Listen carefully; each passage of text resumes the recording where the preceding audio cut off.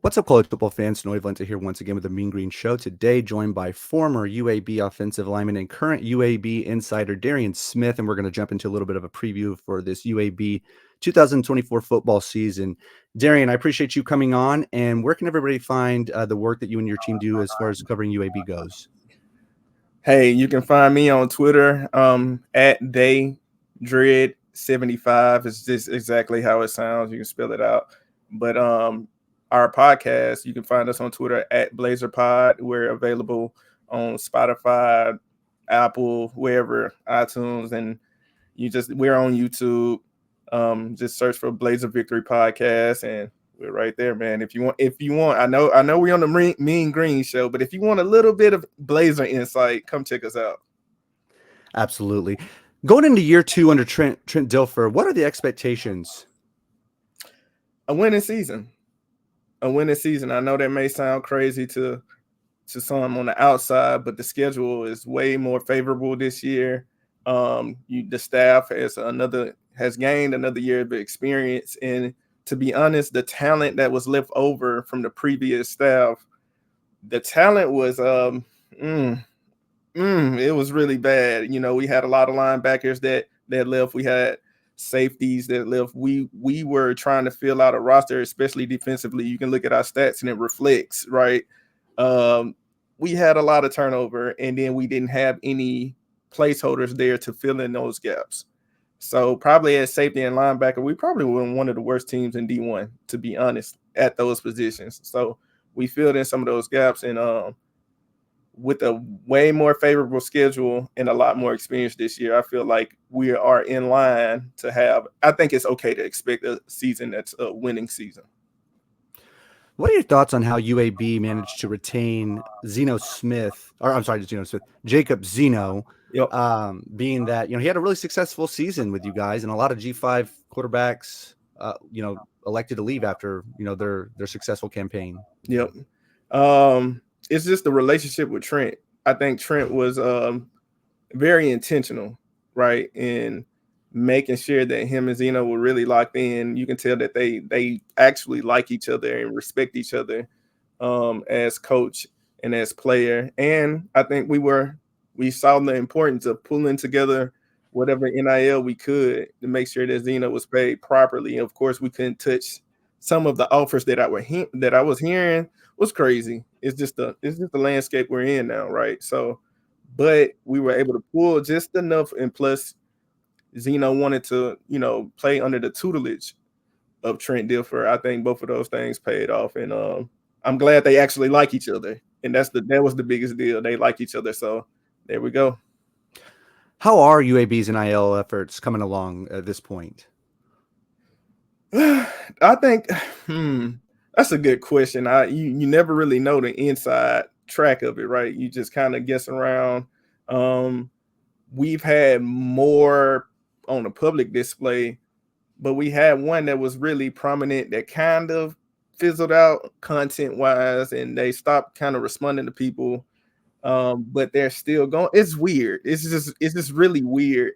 What I really would like, we have one, shout out to the Southside collection. We have one that's been out front and center. So I guess we put all our faith there, and hopefully what I want is just, for it to be more, we need to know what's going on, right? And then we can have our faith put in, and then we need a rallying NIL, really, honestly, to keep up with the Memphises of this conference.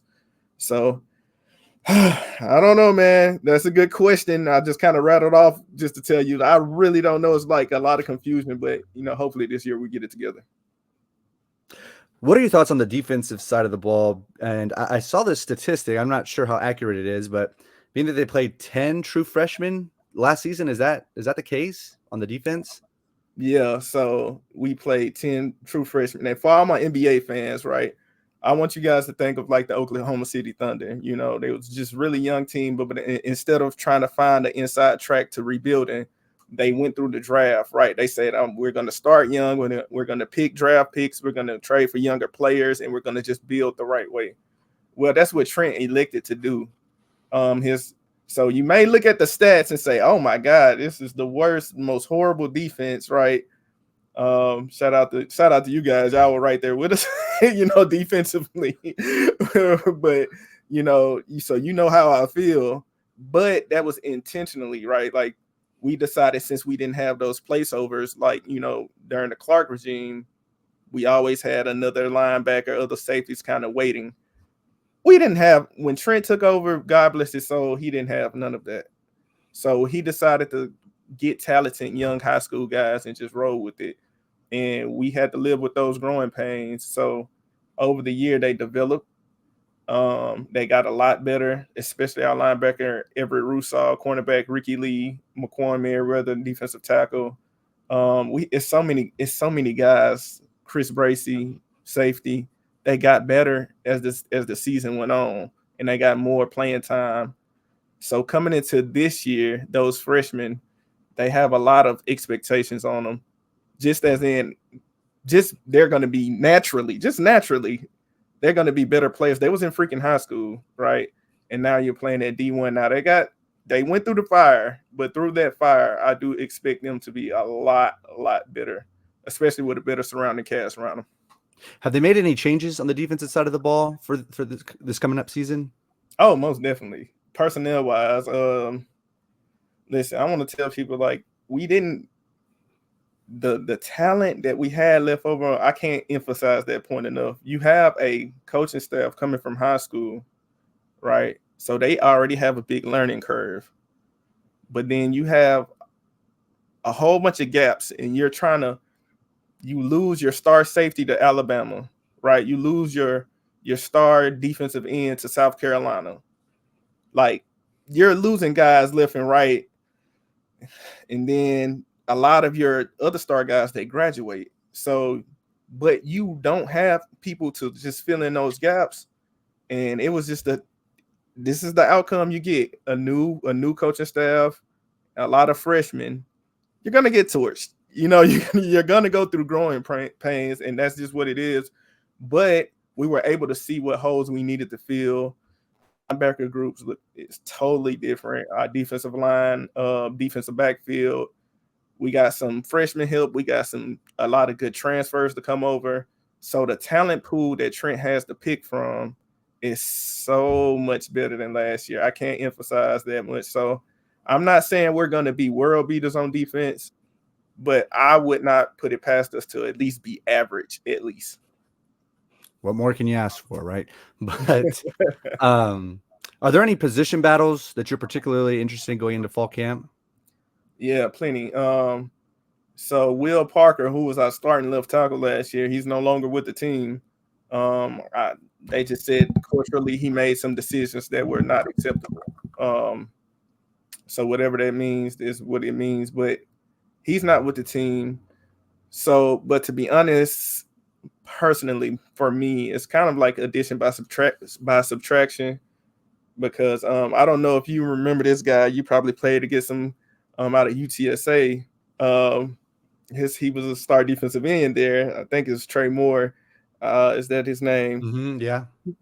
Guys like Trey Moore and the rest of the star defensive talent in the AAC, they whooped on Will Parker. When you had good players out there, it was hunting season, right? So we had a couple players as I looked in the spring game, and we've had a couple transfers there, left tackle, that I'm very interested because I think we just naturally going to be better there.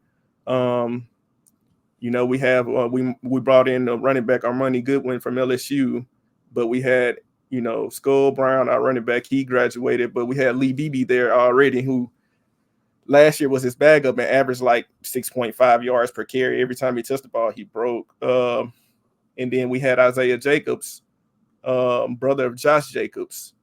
He tore his ACL about the third or fourth game last year when he was really starting to come on. So we have so many running backs that we have right there. I could go down the list, but yeah, those on the offensive side, the running back position and that left tackle position is going to be key. What are your thoughts on the 2024 recruiting class?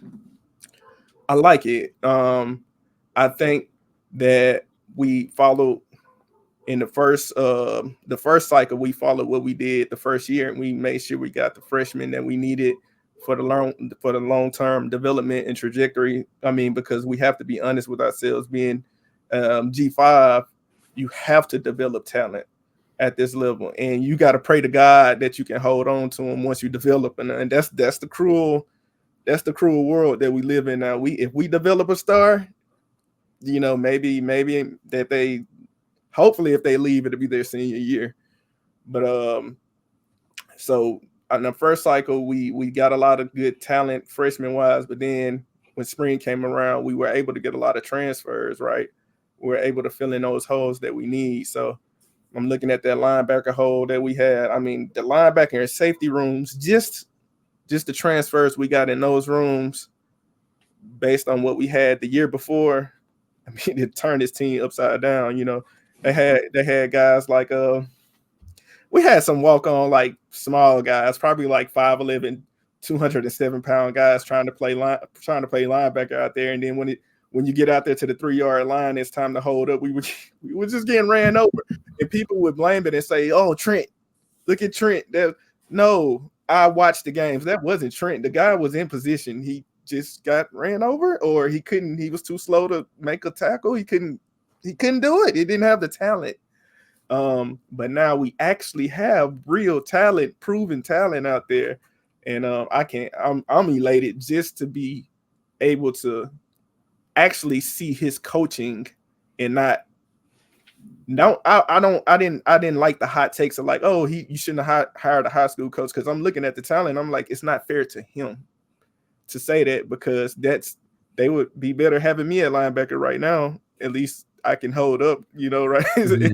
Play. So now we actually get to see him coach and see what he's about with real talent.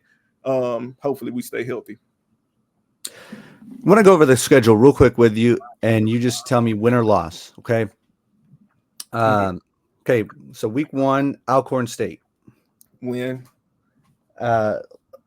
Louisiana Monroe. This one has a bit of a twist to it, because that Brian Vincent is the head coach, of course, who Trent got the job from, and they actually recruited really, really well on the defensive side. If you go look from JUCO, they recruited. They are not going to be a pushover. I know people probably look at them and think pushover, but they could have a Texas State like year based off their recruiting. But yeah, win. All that said, that's a win, I believe. Arkansas. This one is going to be a real litmus test. Of course, you say win. I mean, you say loss, just looking at the SEC, but Arkansas lost a lot of guys, right? It could be if a perfect storm happens here, we have a puncher's chance. If we are who we think we are, maybe. But just for the sake of this, it's loss. Let's go loss. Okay, Navy. We don't play them on we're not playing them on Veterans Day or anything. We got them here in Birmingham.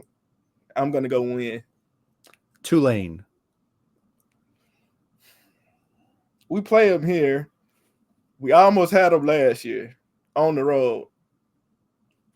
But for the sake of, personally, we have a chance. But we're going to go loss, because they did have really, really good recruiting. Really, really good recruiting. So, and shout out to John Summerall. He's a really good coach. Army.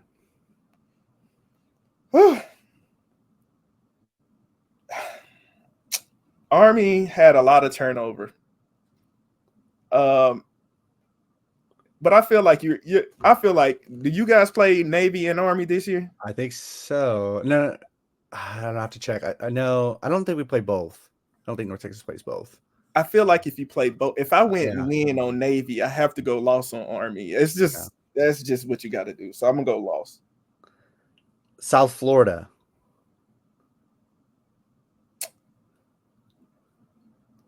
They're gonna be good. They're gonna be good. I'll go loss. Tulsa. Win. UConn. Win. They're about Dan Hurley and basketball over there, Memphis.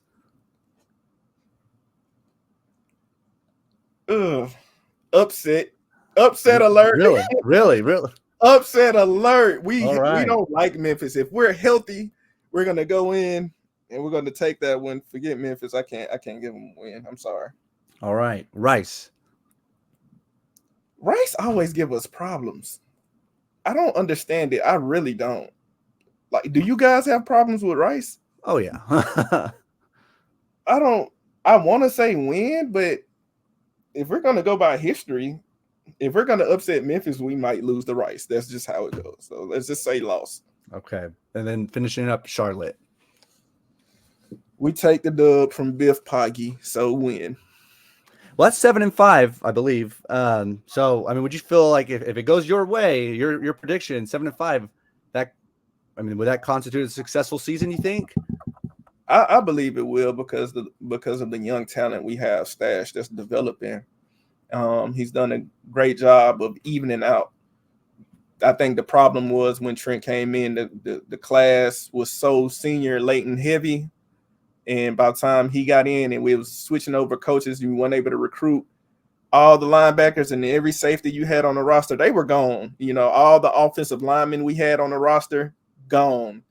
So you just came into a high school guy in UAB, right? And you have to start from the bottom, literally. So 7-5 would be great for us.